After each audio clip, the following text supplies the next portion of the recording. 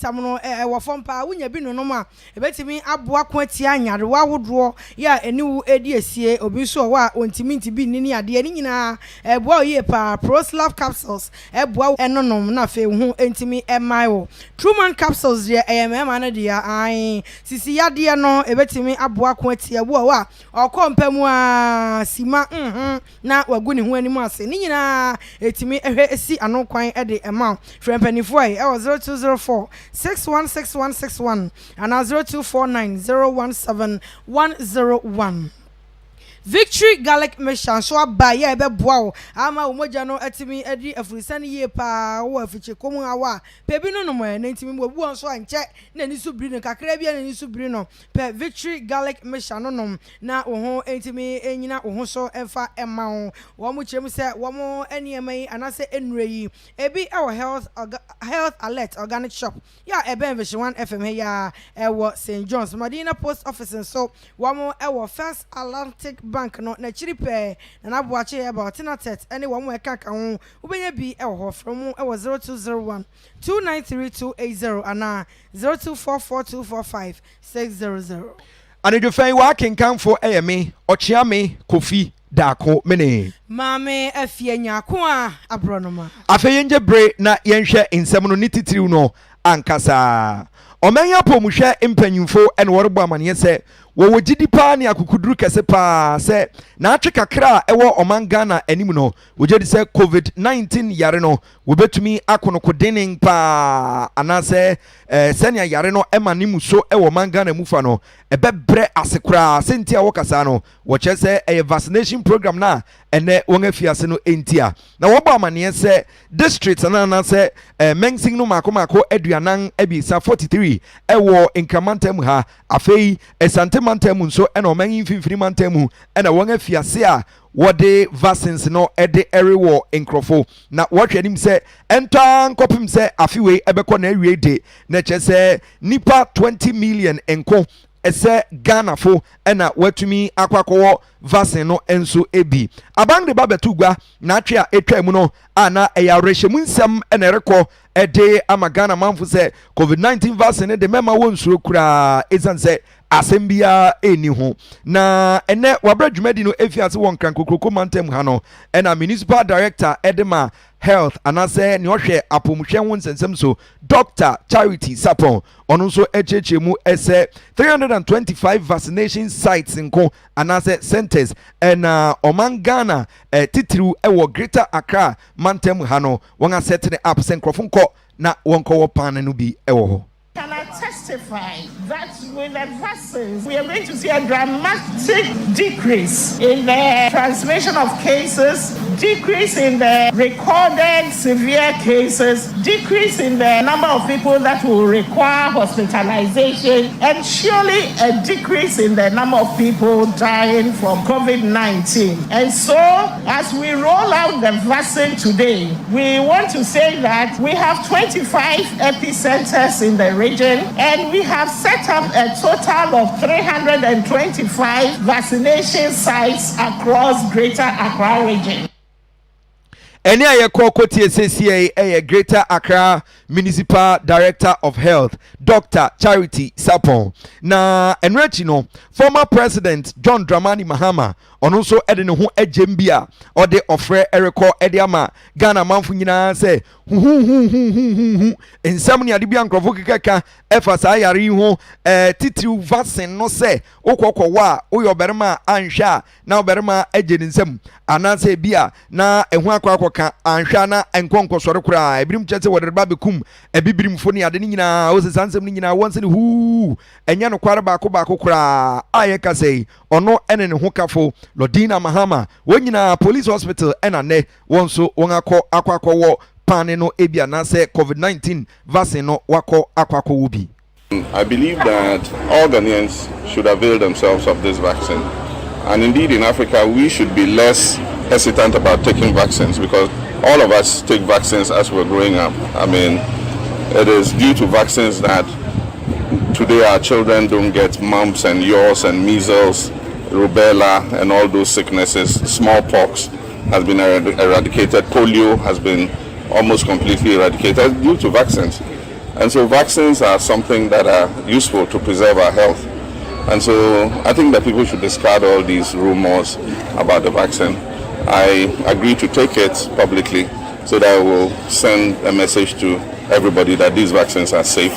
and that all the funny rumors that are going around on social media are just hoaxes and that people should ignore them.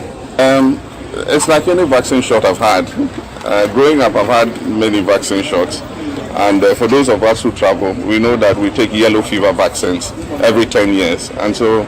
it's something that we're used to, and it's not painful. Indeed, I hardly felt it go into my skin. And unlike other med drugs, when they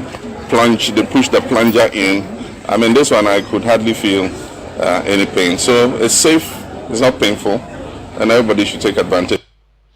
Ene aye ko TSCA eye kan mampanyin John Dramani Mahama na Minister Designate for Health anase opanyin a ono nso won aboni din ese 1 na se wogeni tuma omra meye omansuafo no obehwe apomuden ho insensem so Dr. Kweku Agima Manu ono nso ede ofre akwa magana manfo nyina se obia adwebre obia nkan koma emfa ento ne yam na mum vaccine de wo momodin se obekọ akwakowo. So man penina chima manage am ye 600,000 India for 50,000 meaning send this week beba ya order ke say e Africa Medicine Supply platforms so ya me ya duma in 2 weeks hospital start ya baka kra me gidi say obi abenya e say nya tobase na ye kasa kise ye ho so obi a ndwane free vaccine we ho nyina ya ho a still ye team protect ye ho wie ye tumi wo wie dia meaning say ya re no ano be brase kese pa Sani aye koko TSCA ye opanyin a won apa ono se 1 na wogeni tuma omra meyo mansuafo no obehwa pomuden ho nsensem so Dr. Kweku Agima Manu na COVID-19 vaccine ho nsensem ni mu a yeguso ewo na nia ogina India abang no anemu ewo oman Ghana meche Indian High Commissioner to Ghana His Excellency Sugand Rajaram ena ononso ode arechemunsema kode ama Ghana manfo se COVID-19 vaccines no kra no wode be se impem aduonu doses nko ena wode erba beboa oman Ghana. Indian government is giving a gift of 50,000 Covishield vaccines made in India to the government of Ghana as a grant. This is just a token, as a token of our friendship with Ghana. And, the COVAX vaccines, 600,000, which have now come to Ghana, have also been made in India. So, in fact, we did all our, efforts in order to clear, to get all necessary clearances to be sent to Ghana. As a COVAX facility. As I mentioned that we, in the government of India, we have committed close to 90 million Covishield vaccines. Sani aye koko TSCA eye Indian oman no anase abang no na mu senior owo oman Ghana mu His Excellency Sugand Rajaram. Na ensemia enwon so dwemtreni ade ema National Media Commission owura ne din ene ya boadu ayeboafo ena wode atudwa se ebinim okeka ase pane ne ya ye de wowa na chese wo twa hwe ani wo se nya no kura da enya ya chese ye de wura okura wonte kura wani so beto ne chese ya wawie ya ye de ayi no cotton na pepa wo enti wo so obesere emprepre ga se de enya adura na se tablet ya ye benom enti pane ne de obi amwa ne ho modin se obewobi ye Germany yana enti obisa WHO enne se edro no eya enya don betina ma omu aye enti o ma omu aye so anan kire se ade na enye se de ebinom e ka no enti mo ma ye nyina ye mo ye ho ban efi se ade na se owa se bisa ni aye ka no ewu no e ba obewu ebi a owa na keda obewu no na enna no kakra aba abesoso enna kakra aba abesoso ama wo no how they adanya me as na wa anya wo hwe ye what tetanus injection me we mo say me what tetanus injection yakura sense edro ye de wo me intima obi ensuro se bia si ana asese wo mo ye wo efisi ye wo mo pese mo ho pane no emere no bisa fidie omo wo pane se edro we asa na bi ombenya ne tablet ana bi no na che nti mama yengo injection no se de be ya e be boy ho ba Wey aye dwemtreni ya wono na woda National Media Commission no ano ora ya boadu ayeboafo ensem yechi so openipa ya wono na woda la Nkwantana Nkropo Assembly no ano onmonyamfo Jennifer Dede Ajaben so esrega na force ewo musi ye bompane ne de na emum ye hwese bambon hye no ye bedi so give commencer na open na uti the na open e best e no na wow immune system no na mum e won say your kwaso ya hye ye bo bi ahu ba no na ye nyina the right time ya me ye adoma na oyi ya ye ifi e so bi ahu atom vaccination die na won na ya na the system science be ka to ya na the system if you are owning now, one share face mask near there. If the one vaccinate, you know what for fact, you are full the cry and the coronavirus. Wey Kropon Krache ya wono na wada la Nkwantana Nkropo Assembly no ano Jennifer Dede Ajaben na VISION1 akase ensemi mu ya bon kontene ya ni omanfodro na edi nkomo ebisa se panie no wombe wana mefa kese edura mampanyi awrewe mu akonyade aba o man mu se embe boy ho ban de na yankasa ye ne tuase nura o mampanyi akowo ne yire awo na be de kira wo ne yire so awo se bibi boni anka no pe ye beti o monka se nura o mkowo ye no ade se na atom pata no pe e mu bia ni ho ya te se o mampanyi ne na be de kira no nkrofo wo ye no bibi boni atom mutese aba ye so ye mpete mu a de di kan so ye MC akowo e hu so te ho ni abako bi so awo e hu so te ho nti ye be wo se na ye wo normal injection sa me feel hwe ye no wani su she ayami I'm okay mi wajuma ya pa o enti na mi wo ye no de ko kire omo na maka kire omo se ma wo she ayami enti obi anko yo wo me ho fa mentimento me wo because I say so problem I want so me feel fine don't say me moja swat in the say me ko for my wife near babe one me say so me what is say me kon ma ko fa no ba oh one na sinya say nga imbenfo ma kwa ma adena medua de ma ready pa me wo ankasa de me twan so o mbe kire yen hye a ebe me na edru me so ma ko wey Ghana fo bi ya wo mo kire se nyame yadom a ne free kire kwanya asem kuma kro mu nyina ede mu ehyem ya bi mu kura hyase wa free won ya kwa asante mantem emu na mansiri be ya aduanan miensa bi na wo mo so ya di nuro no amoma wo mo so ahye empane no ne bo ase nene asante ni otumfo se etutu abebio ya otoso mienu ono ni opani a wodi ngan kura ya wo bo pane ni bi e wo manhia himfie ena ne hukani Lady Julia so eto asoma ahemfo akan so edi akira ya chese enye asemkuma na panin kwankirefo ya okopie mu asante mantemu a wohwempomuden ensem so Dr. Emmanuel Tenkran ene ensentrefo akasa afa ehihye no eho ehihye ne say asante mantemu ha no kronura ayotumfo ene bedi kan enya bi totumfo nya na fe ye bie kwan no na obi ya nya bi ehihye a ho ne say Ashanti region ya my 150,000 doses 150,000 doses they wasted about 5% into ebia ye be wo nipa be about 140,000 e wo Greater Kumasi any Obuasi ye wo 112 teams no omo be wo ye hospitals ahoro no na obi a obroni ka say we eligible no wo be ko ho na wakako wo ye the hospitals are yes a ye dey be opaneli na to platform no so a ye be share enti ye the mamu a obi a be hu ba bia wo kwa a ubetimi anya paneli bia wo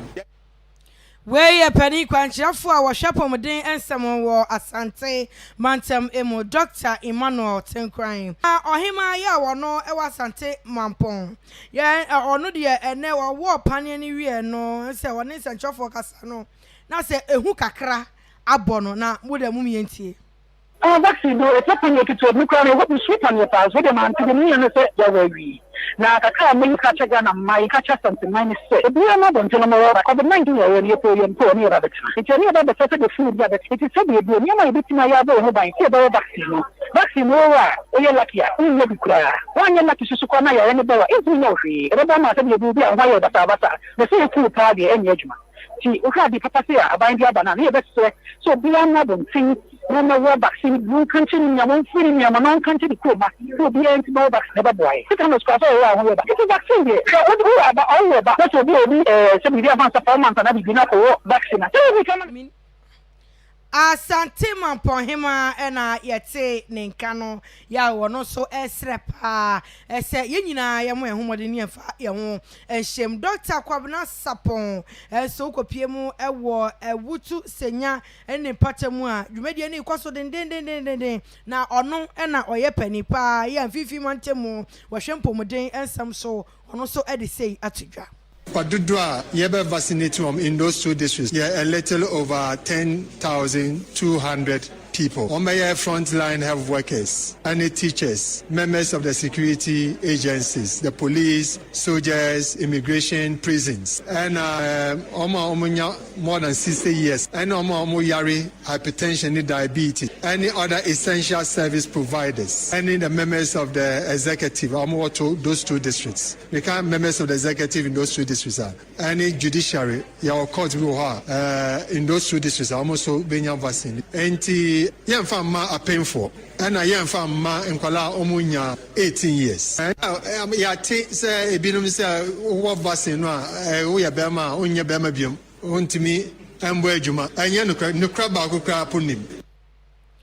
Efifi mantemu pani kwanchirafo a wahwempomuden ensam so Dr. Nidin ene Kwabena Sapon ene yatini ni Food and Drugs Authority no ena wonga kasa wonga sanga timu bio se COVID-19 vaccine no wasanga ka kira mansang se muntie se eyo eye na nsunsuanso boni bia eni ho kasi bia sa enti ensem ankrofo bi keka se hrodo herada nsem no ni nyina momo sansem no emfa entungu FDA no ena woche se vaccine na aba Ghana imprempren a omanfo eguso ewei no eye vaccine bia wonga hyede gyatum amang bebre wiase afanang ba bia dodo na agisa vaccine no etumi ede atuma woche se nipa be se opepe aduasa 30 million nko ena sa vaccine wonga wo bia hwe anye won enti enyeza ade fufuru bi ena mpanyimfo akwakofa ba na warakasa no woche se wonga bra worhye vaccine na wobetumi agye ede atuma magana manfo se won konko wo se ne be ya wobetumi abo wo ho bangde afi COVID-19 yare no ehu no wohye niam nyina kwanua se bia wo fa so edendan bibia wo se wo dandan hwe bibia na wo se wohwe wabra wonga ntoto bibia ase ehwe se ne ye ena omangana ebefa ampampa won akwakofa bi ede aba omanfo eguso ewe na ne oye chief executive officer edema Food and Drugs Authority wo 20 FDA adwumaku no eye maami Delis Mimi Darko no esanso de arehemu nsem koma Ghana manfo se we no Ghana Health Service fo o enye se wa won sa keke na won agyawo agyejamu ama wakwa akotena fie keke da bi o je se won ani gusu di wachi a erehwe wa se bia bibi besi anase bibi enzimpo kura nso enya de bibi besi maami Delis Mimi Darko eche se sa COVID-19 vaccine ya won akwakofa ede aba omangana mu yi enwunsunsuanso no brofo ka se beka se eye mild cra ne che se anu nhyeda nya den kra bia awon keten bi ena bedede de kakra bi na bia wutin so ayo ya kakra bi na nya se bia bibi kuntan bi ena de bebrewo. We have evaluated this vaccine with the Kofi shield vaccine that you are going to be using today. We have looked at the quality, we have looked at the efficacy, and we have looked at the safety. We have not compromised on anything in order to make this vaccine available. This vaccine, at the time when it was undergoing trials, it was used in almost 40,000 people. Since it has been approved in other countries, it has been used in over 30 million people, probably even more than that. We, as the Food and Drugs Authority, we are what you call a maturity level 3 agency listed by the WHO. We are also a regional center of excellence. There is no way that will allow a vaccine that is not safe, that is not of the right quality, to be used on Ghanaians. The vaccine is safe, it is efficacious, it is right that we use it to ensure that we can vaccinate as many of the population to enable us attain what we call herd immunity and bring the coronavirus down. If we don't, it will run wild in this country, and we don't want that to happen. Eni ayeko ekoti CCA Chief Executive Officer Edema Food and Drugs Authority FDA san wo 20 ane Delis Mimi Darko. Yanko mrashe bedwam we abeto dwa se nyame eya domu a wo chena da Opani abon din se oman so afo agina tomu a obehwe mpomodin esam enwode amaye doctor kwakwagyima manu eba bepie mu omrahye dwam na ja wode covid-19 sunsanso anase baabi a yeduru se oman no eho amane nyina abebo Ghana for na we no eye business statement ya opani a wono na we dwomtireni e business committee emrahye dwam no nyafo se cheme sabonso no ode tudwa na wo kiremu a kire omanfo nyina ya no wo wo se nyame adoma ochina esese opani ba na free bra fimpinu ani aduonu yade no ebowura oman no emuo no enema wodro ya oman hye ne ade egu apronso wa husikasam ani emu nkiremu nyina no otimi ede eba ne sent no chese enam hye bebre ya omo ede egu apronso nyame adom okire nti no ohwe ani mu kwan se wo mo ebeba asetena no anopa du non-do na kakane no wo ba awia no mienu na so enam nsakire kakra benti no wo besere se ne nuanom rahwejafo nyina ebehwe na wo mahye so scheduled to brief the House together with senior officials of the ministry on the COVID-19 situation in the country, including the ongoing vaccination exercise. And I hope that after the briefing, and given the fact that the first and second gentlemen of the country have submitted themselves to the vaccination, the Right Honourable Speaker, as the third gentleman of the night, would lead Parliament, the people's representatives, submit themselves to the program of the national vaccination. Speaker, you will lead that effort. I know you have an internal Afia for the application of syringes. You may have to submit yourself and lead the rest of us to do so as the representatives of the people. The Speaker, the briefing from the Minister Designate is programmed to take place tomorrow, Wednesday, the 3rd of March. We onmonyafo oseiche mensa bonsu ono enedwom tene ma business committee ya ewo omemra hyebedwam na opanyin a won apa on se won tototo na no na se wogeni tuma on nso omra na ommehwe parliament nhyehyɛ ne ade esomekye parliamentary affairs eye owura osei chemensa bonsu ono nso ede atugwa na asema oka ene se Ghana mampanyin na adodankwa akufu ado nyame eye adoma march bosumi aye wo mu ni da etoso akron afia emu no obeba ababepue omangre mrahye begwafi ho na afei ni state of the nations address omang no bobiae ene mpempenso omang no akwakodu no ode ho amane ababebo omangmuni nyina ewo man mrahye begwafi na yenhye ne nso se we ni a edikan wabra Ghana manfo to aba edema opanyin no ne etoso abien brofo kase bekase second term no we ni edikan opanyin no ede nsem sa erba ababeto Ghana manfo anim na owura chemensa bonsu na eyenhyehyɛ ne ade a ewo parliament ho efa dwumadi a wobedi no ena na orebobo boso ede atugwa ewo man mrahye begwafi a ode nsem no eba betugwa so kyerese ansa na mrahye begwafo ebema wo musu kura wo nim da wo besan ababiu no na ewo se eniama bi wo ho a wode tutugwa ebi etese nipa won apa won se won tototo won ano na afa wonye won ntum no eche meche nominees na se minister designate for no ewo se wotumi aye ni nyina sai sense Ghana mampan na adodankwa kufado ehia won afa wotumi ene won aye adwuma senia esemu enso osanso ede tugwa se omen akohomasem ene sikasem entoto ni ade ene mu kankwa ni mpuntu ni ade nyina no budget statement and economic policy ede ma abang no enso eno so nyame adoma oman soafo a ono ona ohwe sikasem ho insensem so fida march bosumi ni da etoso dumien 12 of march ena ono so beba ababe puefio na odisa insem ni nyina enso ababetugwa the budget statement and financial policy, the budget statement and economic policy of Government of Ghana for the year ending 31st December 2021 would also be presented in the House to the general public on Friday the 12th. As we have cast the members, identified members, including in particular chairman, vice chairman, ranking and vice ranking, or deputy ranking members will be required to be taken through a post-budget.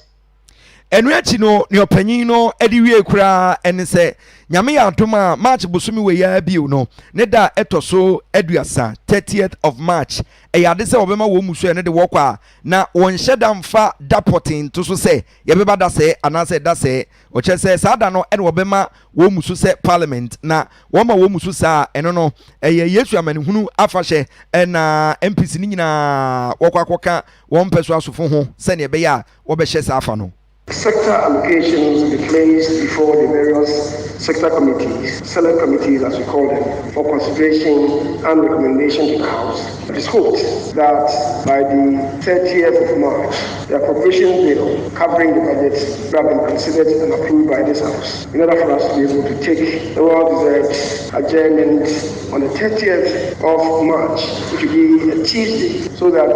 members traveling to outlying areas, including the minority who travel to their constituencies, in order to join their people in the observation of the Good Friday beginning the 2nd of April. The Speaker, accordingly, our honorable members are entreated to arrange their affairs to enable them to avail themselves for a discharge of all the constitutional obligations imposed in Parliament during this meeting. Right, Honorable Speaker.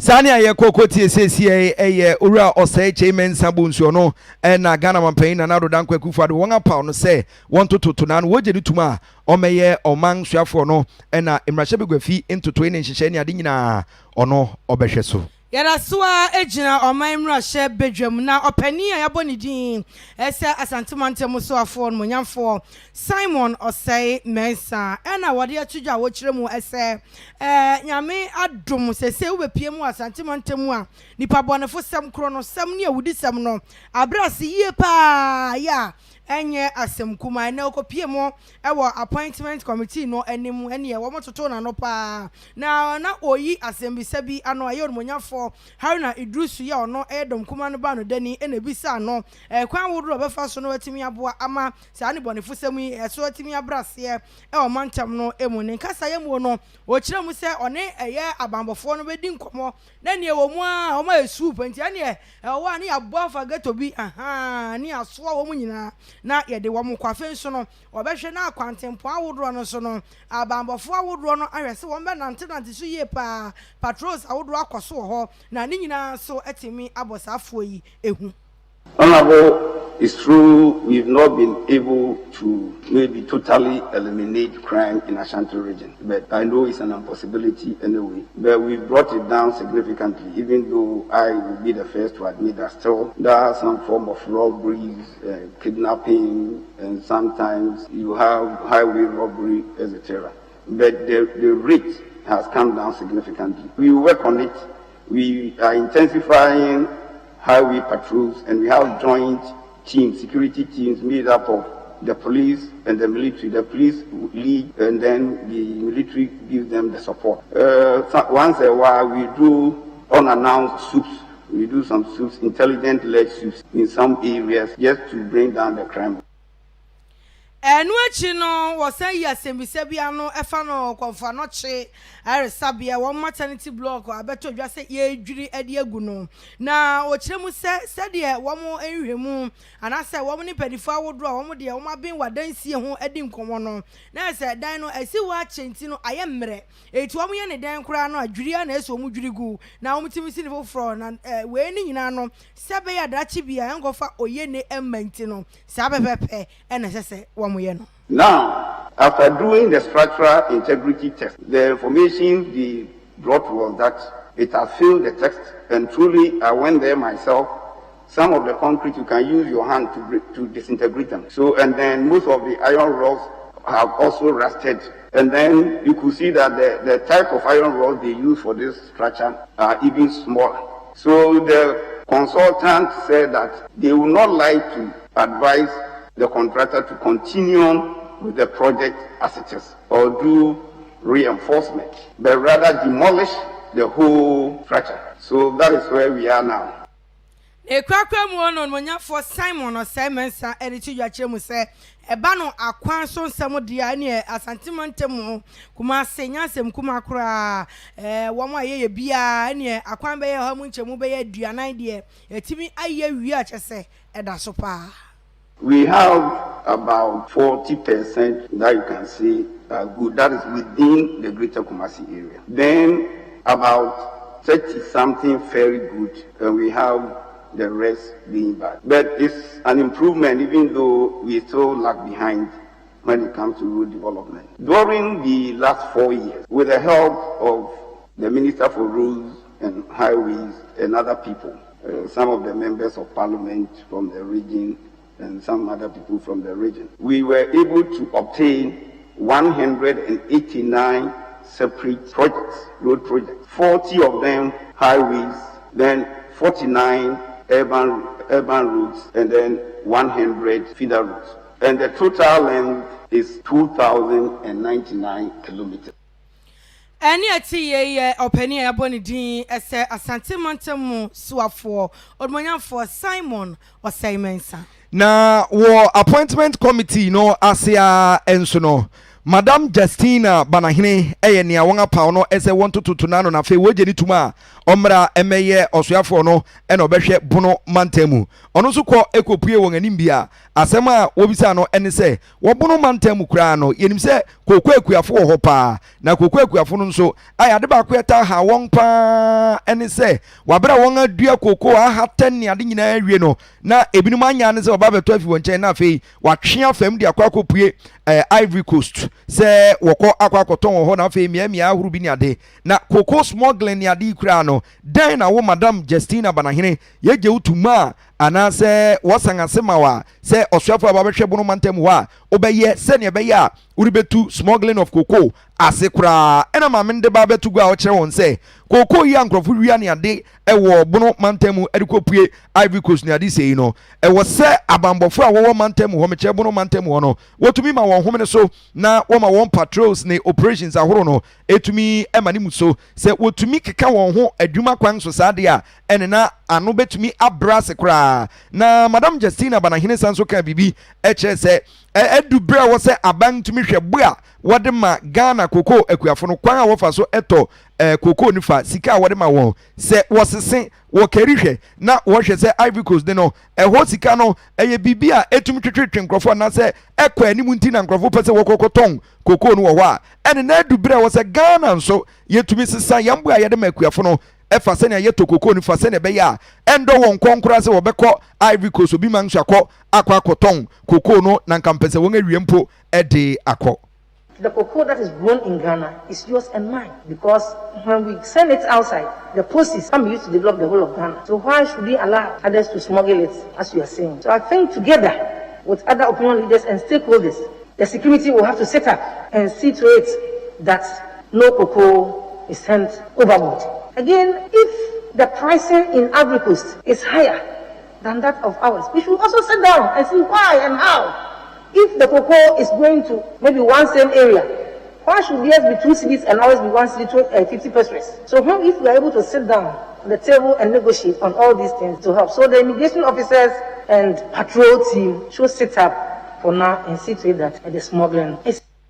Enwechi no eno sanso bisa maami se ewo sunyane ene important bi ni ade ewo bono mantemu no ye hu pa se ebi ni mo ho a won asisi adan wo ba bi a enye ne kankan kura ne se abanga se sikatitiri di dwetiri pa eno de asigwa akese pa ede ama egwadifo anka wo se egwadifo no wokokọ tena gua so ho na wotumi ton won ade enso ukopue ba bi ti se sunyane ne mia bi ni ade a bono mantemu ho ene mia bi etetete sa wo sa mantemu ho a na egwadifo no won abodom pem oloro kwan bebere so ache se won apeso pa nyame ampatampo na seka bi fa wa ebetu akwakofa oha kese ene de bebre omanga na nyina na den na obeye se ne be yankrofo a wosisi dan a won fa emra kwan hwa wosisi ni basa won e wose wotene gua so nan so won akwakotena loro kwan so no obeye se ne be ya safo yi suban we a ense mfata no watumi agya ni nyina na maame ne che se ehu behia se one won a woye MCs ni ade ne DCs a wo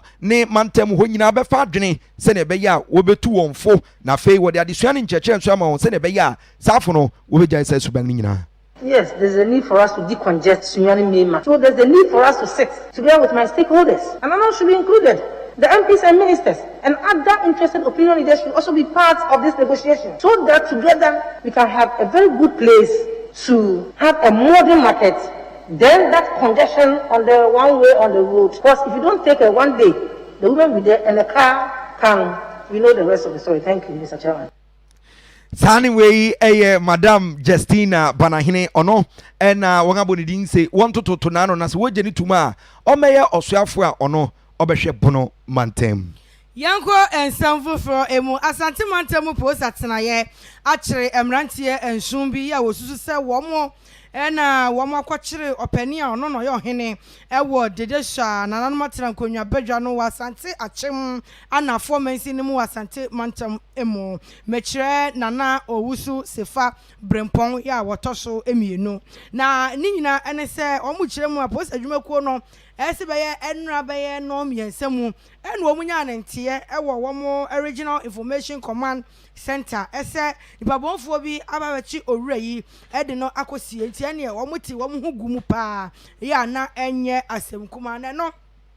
ena sancho fon krata se enom de pie dwai emuo no womo echirem se omo hyaye makonongo post patrol team no ena eti womo egu mu achese womo nanti kurodua nimu ekoya keka koya se de womo bu awura kumase no na womo chirem se womo duru bia bi a nidin ane kubase ya eben edwoso no ena womo se Honda Civic private car bi esi kwano sa ena fe Toyota Matrix bi nso eka ho ye no no taxi etuombo pin wona mu ho se emrantie nson etiti ken mani etoto wo ma no jase wo mu ahunu wo mu nsam ne ka am to papa so no ena fe no ema eda di pefe ese opani yira wa yira yi wo mu enim ho bi emrantie nson edi ena didi so Kwame Boafo owo mfinhia aduonum mienu 52 Kwabna Fori ewa aduanan 40 Theophilus Labi ewa aduonum son 27 Yakubu Adams ewa aduonum nwotwe 28 Musa Adanda ewa aduasa enson 37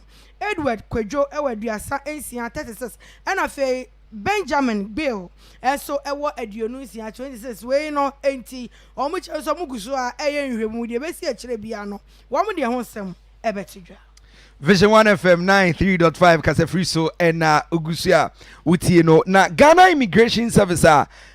ewo brekum anase ne nkrabata ewo brekum no ena wode ababetugu a wobo amane se won akyere amanfrafo a eye Nigerians makomako aduonum anan 54 na senti a wokyere won no se won atwe afam awura oman Ghana wabra Ghana nso yentwiro no ne yentwe aso anase pampim ahoro so nyina no yenka no boda ni nyina nso won atototo ni nyina mu esan COVID-19 kwa a oman no ereko enti na service chief superintendent Carl Dobega ena odisa insemwe etugwa oche se safu yi wokokokyere won a na yobi ena ma tip off anase oti ho ede che Ghana Immigration Service for no woche se BNI officer bia Obrekum West District mu ena odi enim ema wokokyere safu yi nyina woche se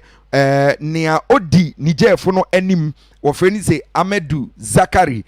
Zakari ni nsenchofo edi nkomo na asema oka ereche nsenchofo ne se won kura no na woretwe afima ababefam akwakofa sampa a eno ewo German North District mu na worekwakọ ye adwuma kakra se na ebe ya wobetu anya dwete bi enso ede abo won ataso ena ababeba ne se na enye se wo ye Ghana de shida boko muko sampa mufu Niger mba boko muko sampa muko de boko otonima de boko ikoko de bo to akaju de boko akaju de boko nima kara o business kara o basic kara obo se obo tetanasi o mo tere wiko si o ise kara boko okurum o papa o mami o nyina oho ni papa ni nyina oho okurum wo ko sister ko bra o akodiba sister we no obra no kodiba yo yate we Nigefo no nia odi won anim Amadou Zakari ena odinitwi no ahyehye so ede amawo no na chief superintendent Carl Dobega ena ono so nsenchofo di nkomo che se won wo asede se oman bapa won afa won se wonya adwuma mfa ma Ghana Immigration Service no enti safu nyina wo ba bebo won do akwa kopue mu oboko na afi wo kodu boko nso a mpanfo won so ahwe na won asan won achi akonije Putu amedema drivers and say ya two bodom. Omu ahoho onto ahoho because omu nam sakwa no so. Omu nim the difference between ahoho and Ghanaians. Nti yesra omu bisa in Tempana immigration bomb krapo the nearest police station. Omu report. Or the nearest security office we omu report ebedu ye ho. Na ye du hu adwuma. Ti yesra omu. Ye do ya boy. Ye so omu boy ye screen omu say. Ye nim de beto ye. But ye adwuma ye. Empire na boss ya screen ye sisi ano. She NC e beto mas come back to be almost free back. Sani ayeko kotie CCA Ghana Immigration Service no nenkrabata ewo Brekum nea okasa edema wana so panyin wo Chief Superintendent Carl Togbiga. Auditor General Oranjini Daniel Yadom Levo penifo eni omanfo nyina ehwe animu kwan se ochenada obekọ no akọtena na konwam anane office. Ese Auditor General na wuhwemu a enche kra na penifo anase Ghana man pani ehye no se wonko leave na eye nefua oha eni aduosia enson 167 days na yede man no ya na enye asemkuma kra hyase July bosome no ni da edikan wa fi empinu eni aduonumu na wuhwemu a leave no ewonsensem no atwetwe nsempi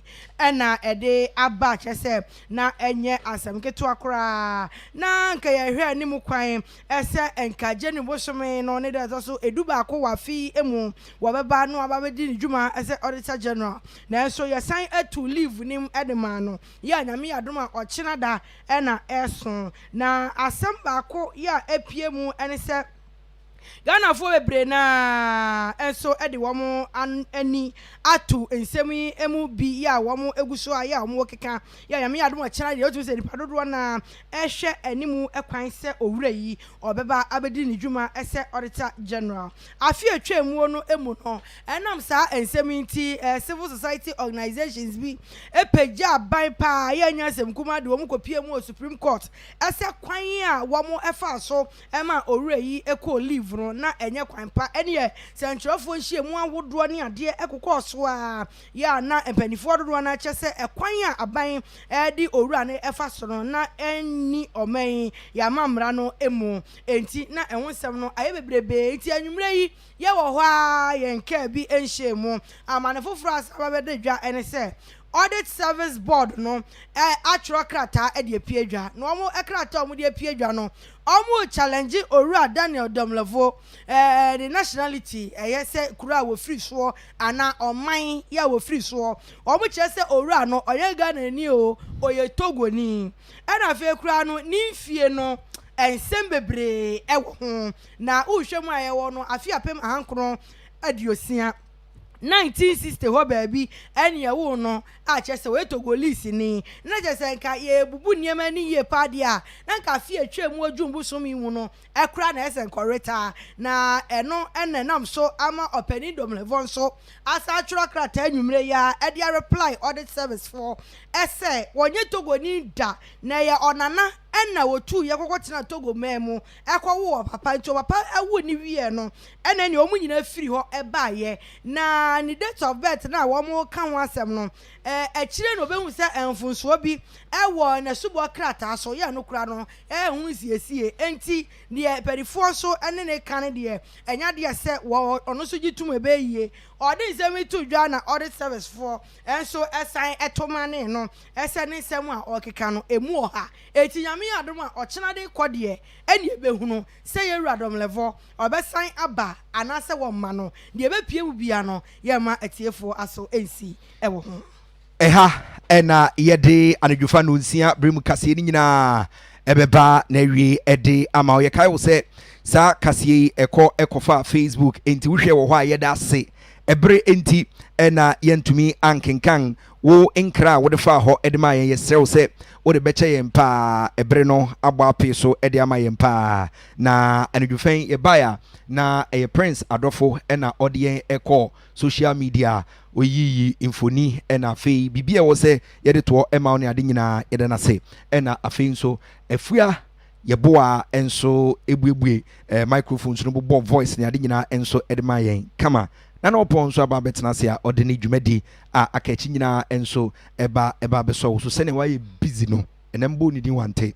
midin di Okyeame Kofi Darko mene mame Afia nyako Abronomaa dam nyina se amamo anitie Vision 1. It's number one. Number one.